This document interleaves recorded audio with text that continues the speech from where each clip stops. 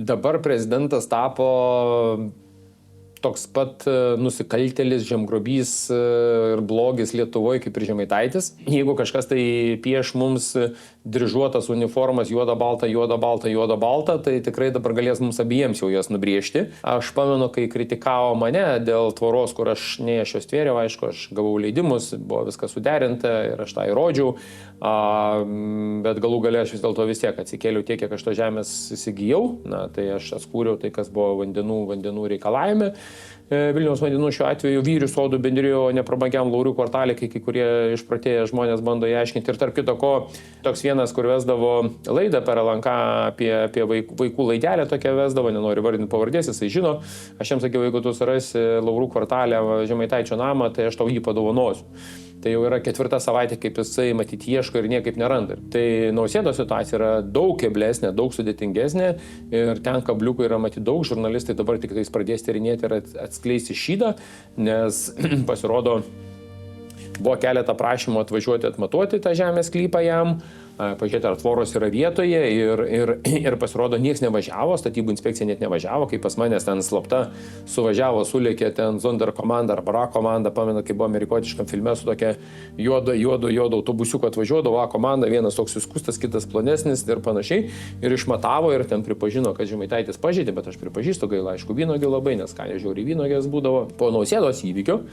Tai kas atsitinka? Atsitinka labai paprastas dalykas, kad toliau statybos inspekcija bus priversta aiškintis, nes dabar aiškiai reikės sužinoti, ar namas ir namo siena atitinka reikalavimus ir išlaikytas atstumas yra. Nes dabar jau žurnalistai pradeda kapstytis ir natūraliai žurnalistai turės įkelti duomenis, informaciją, ar prieš gaudama statybos leidimą, info statyboj, ar buvo suderinta su nacionalinė žemės tarnyba, ar leidžia jie statytis arčiau namą, negu kad yra dabar pastatytas. Mano atveju, tai mes visus leidimus turėjom, tai man yra, nes prie manęs irgi kabinėjęs to paties Benkunskas iš manęs įsidirbinėjo, tai aš noriu taip pat, man smalsu darosi, ar Benkunskas lygiai taip pat duos į visus teismus, kaip mane davė, ar jis apskūs irgi STT, apskūs į prokuratūrą, apskūs apylinkį, apskūs generaliniai prokuratūrai dėl Nausėdos namo. O iš esmės, nuoširdžiai, man jo nuoširdžiai gaila, aš įsivaizduoju, kaip Diana jaučiasi, nes, turėjai tvorą ir dabar be tvoros gyveni, tai, žinot, kaip sako, moteris pusiau apsirengus, pusiau neapsirengus dabar gaunasi, nes tvorą tau nugriovė.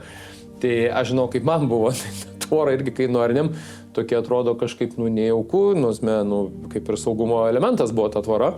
Tai dabar mes jau atsistatėm, viskas tvarkoj, tai jam, reikės atsistatyti. Tai toks, viduj man jo ir kaip ir gaila prezidento, ir kartu man juokas, nes kaip ir sakau, dabar nei apie moralę, nei apie nieką nebegalės kalbėti, nes tiesiog, žurnalistai uždės labai visą laiką etiketę, kai pabandys kažką panalizuoti, sakys, tai ką tu žemgroby? Tai žemė buvo išgrobęs valstybinė.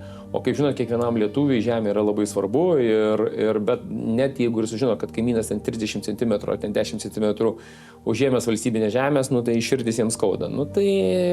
Tai su prezidentu dabar tapome, tai reikėtų gal taip pasakyti, Artūras Paulauskas, Gitanas Nausėda ir Žemaitaitis yra didžiausi Lietuvos žemgrobiai.